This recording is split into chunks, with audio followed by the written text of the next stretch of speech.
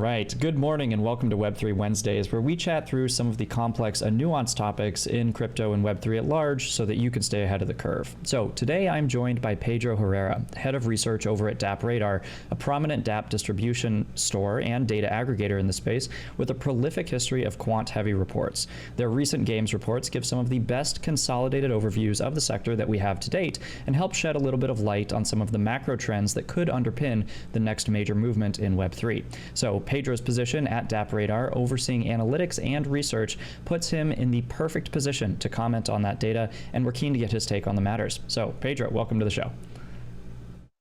Hey Sam, thank you. Thanks for the invite. Happy to be here. All right, well, jumping right into it, can you first of all introduce yourself a little bit, explain a little bit about your work at DappRadar, what kind of data do you guys collect, specifically, with an eye towards gaming? Yeah, sure. So as you mentioned, I am the head of research and analytics at DappRadar, and you described it perfectly. We're at a dapp store trying to aggregate multiple on-chain metrics from right now almost 50 different networks. And we recently have a strong also appetite for gaming. We embrace and we understand that the industry is also shifting towards that direction. So we're already capturing that idea, and we're already shifting heavily into gaming. Each month we produce a gaming report in collaboration with the Blockchain Game Alliance. We're constantly reviewing the best way and the most transparent manner to show the most relevant Web3 gaming projects in the industry. Constantly innovating KPIs and trying to make the most sense of the market, which is constantly evolving, constantly adapting. So it's also a challenge there. No, I think that's fair across the board. And what kind of data do you guys have access to? Do you just do on-chain data? Do games feed you API user data? What all do you aggregate? So at the moment, yes, it's only on-chain data. And we talk about different blockchain verticals with different metrics. For example, if we take a look at decentralized finance, one of the most important indicators out there is the total value locked in smart contract protocols. And in the case of gaming, we focus a lot on the daily activity. So the number of wallets that connect daily to a blockchain game.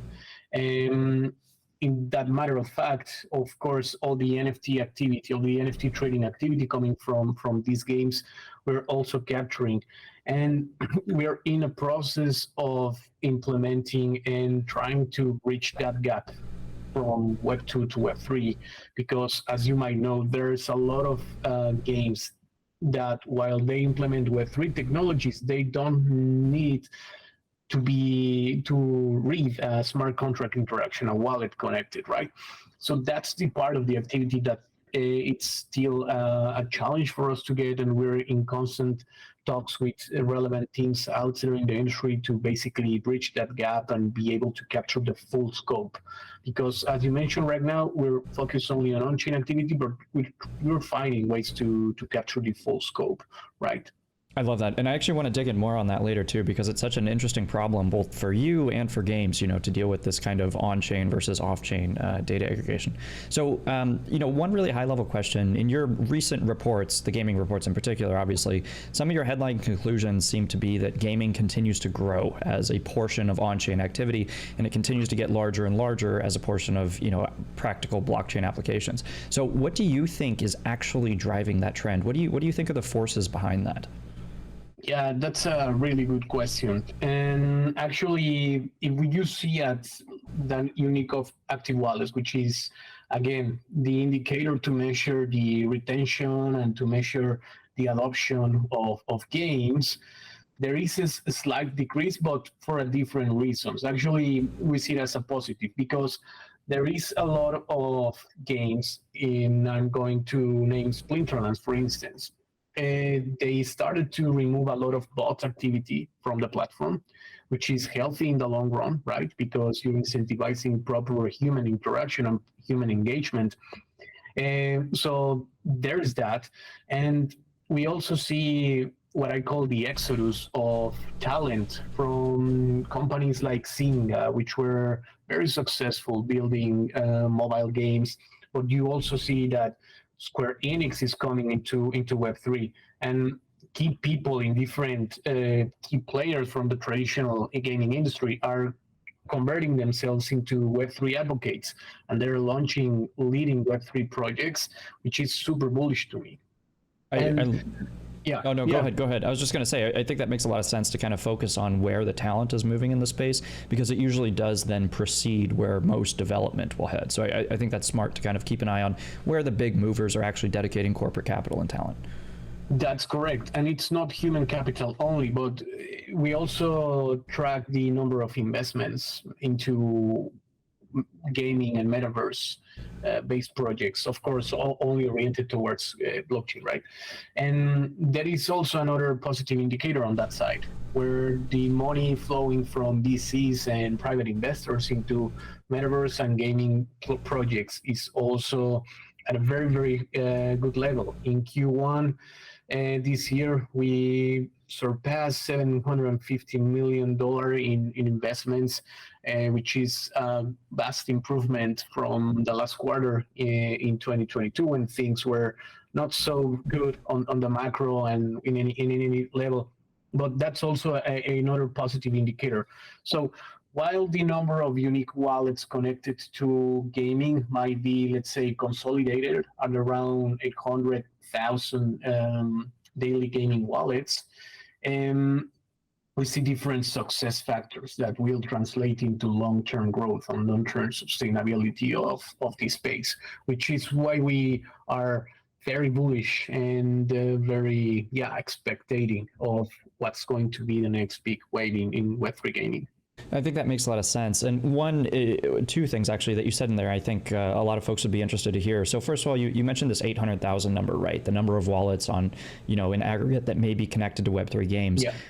I also like that you head on addressed, the fact that there is a lot of, Sybil type botting, right? People have multiple accounts. People are engaging with these games with multiple wallets. And so the wallet number may imperfectly reflect reality ultimately, right? But I think, a big question that goes around in these circles is, what is the true number of players? What is an actual accurate count of how many people are actually playing Web3 games? And it's complicated, obviously, because you guys can only see on-chain interactions. You can't possibly be plugged into every single game yet, maybe in the future. But do you have a sense, do you have a guesstimate, if you will, of how many actually active Web3 players you think that there are? Yeah, and there's the other part of the story, right? So when a single player has multiple wallets, and they are still registered as different wallets, which does not translate necessarily to different users. So an example in a wax-based game, one friend has like 8 or 10 different wallets to control their only gaming account, right?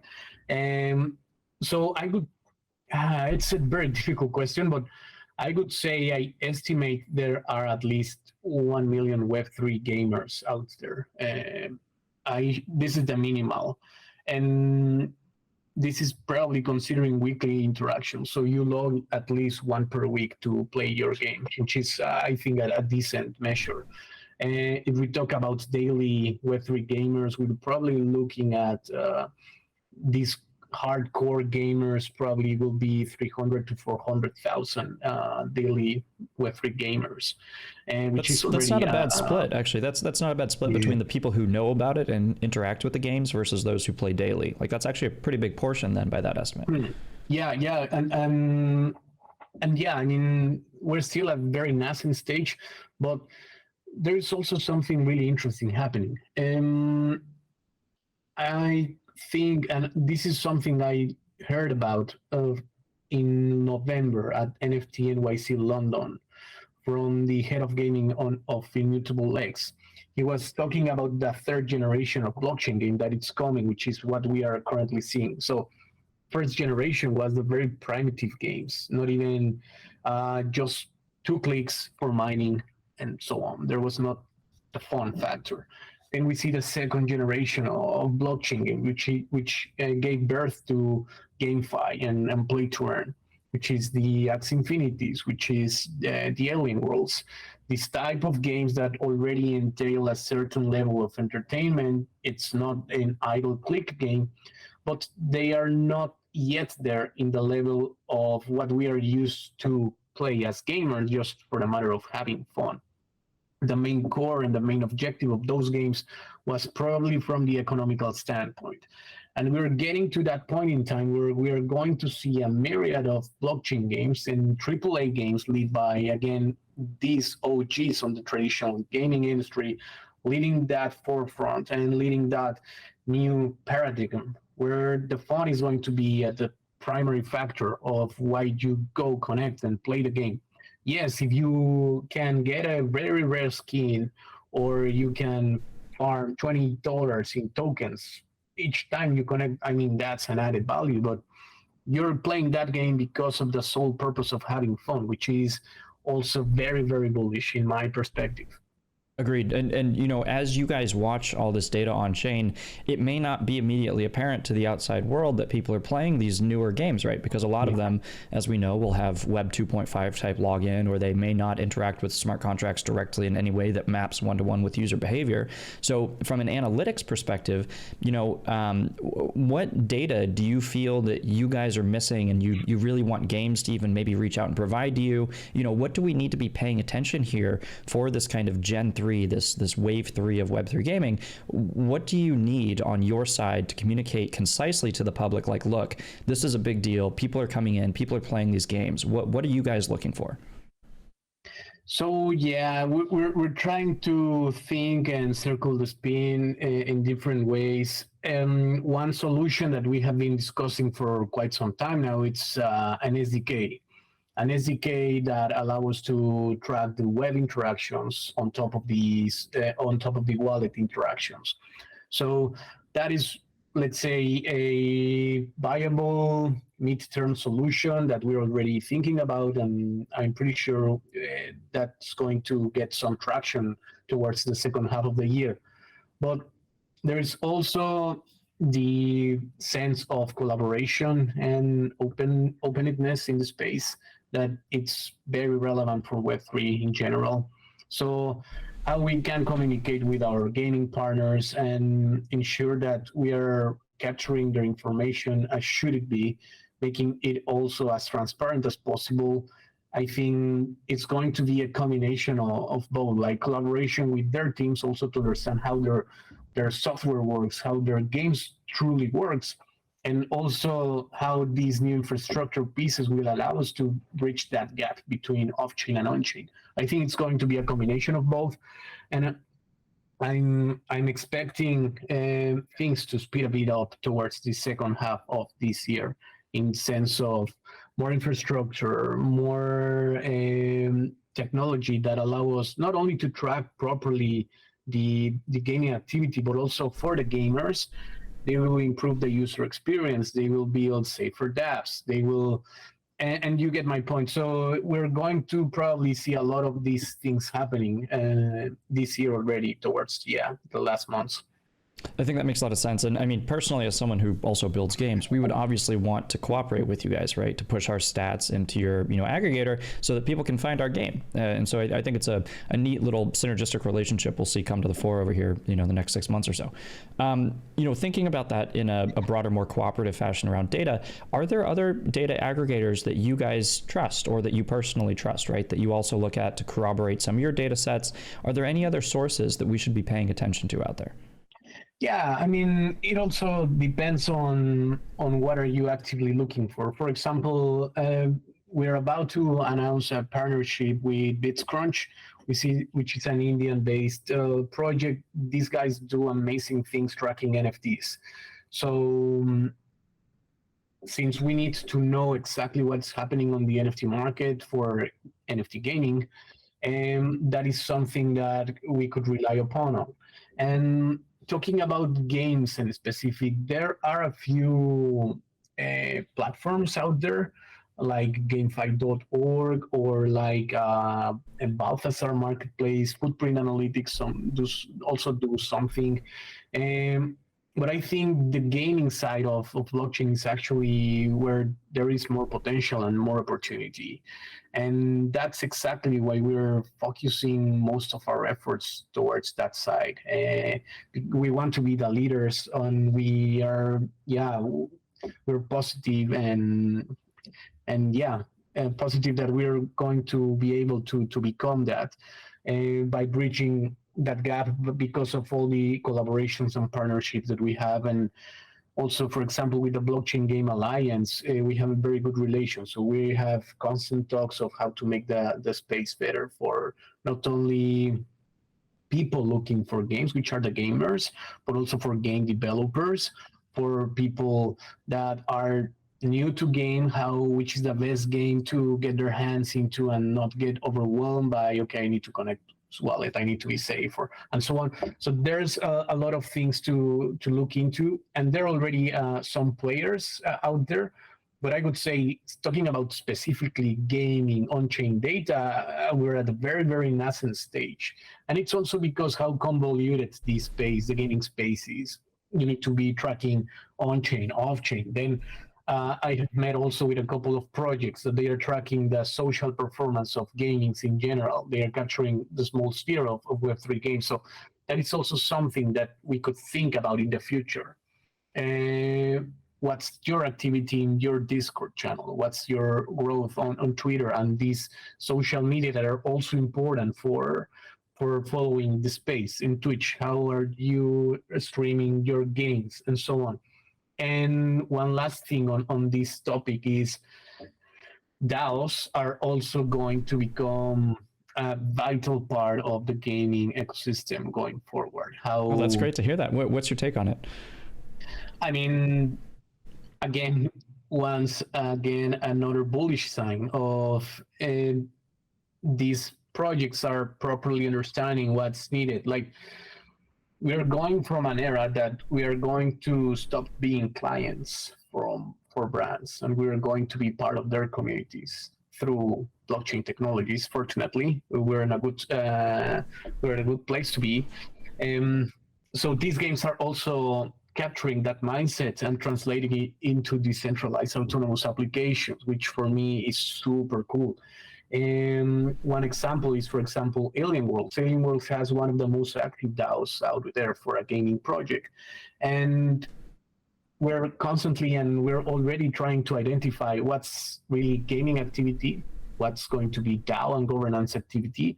And that is also going to be a challenge, but also super interesting and insightful to really know what's and where this activity is coming from.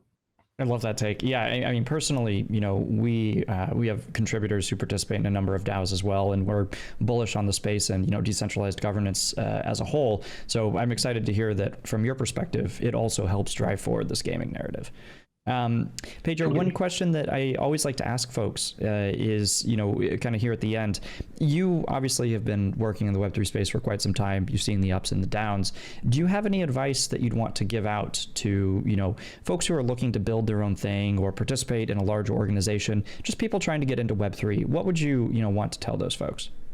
Yeah, first of all, be safe, because it is a super risky space. I'm not going to sugarcoat that. It's a risky space, but at the same time, it has a lot of potential. I could say it's Pandora's box. Try to understand the full potential of what an NFT brings, because it's just not a digital asset. It's about the ownership and the authenticity that you can prove in a digital world. So since the pandemic, it has become clear that we're going through a very digital world, where also peer-to-peer transacting is going to be something. So once you understand where we're moving and what do you have in hands with blockchain and NFT and all these technologies, you can make your own assumption and see how things are going. And I'm going just to lay down the basic example of Fortnite, or CSGO. It's better, because we saw a CSGO skin sold yesterday for $500,000, right? And what happened if that guy that has just spent $500,000 shouts something harmful in the chat today while he's playing? He will be banned for the server, and very probable that skin is going to be lost forever. That's never going to happen in blockchain, because you are controller of your own assets. So that is advantage number one, not only for players, but only for gaming studios building their own gaming ecosystems. how you can open your gates of your worlds to new players, empowering creators, to me is fascinating. So I would say at least understand what's going on, paint your broader macro picture, zoom out, and understand what you have in mind and what you can achieve with this. Because what we have seen is just the tip of the iceberg.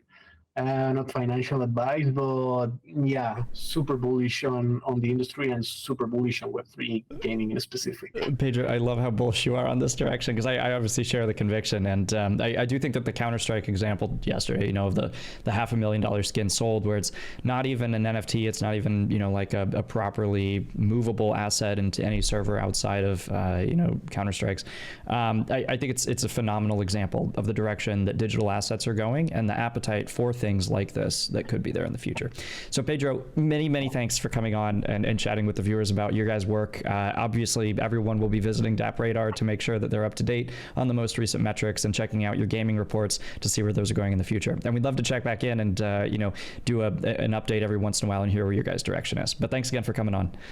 Awesome. Anytime. We issue quarterly reports, so we can visit each quarter. So I love it. All right, we'll see you, Pedro.